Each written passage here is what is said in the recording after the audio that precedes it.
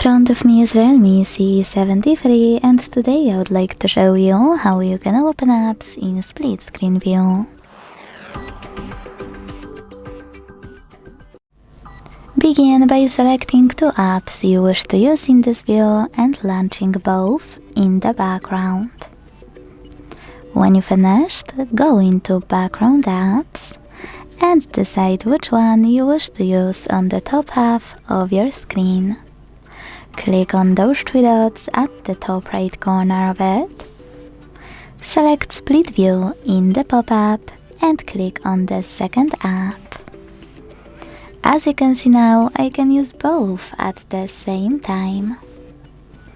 To go back from this mode, drag one of your apps all the way up or all the way down and hit Home button.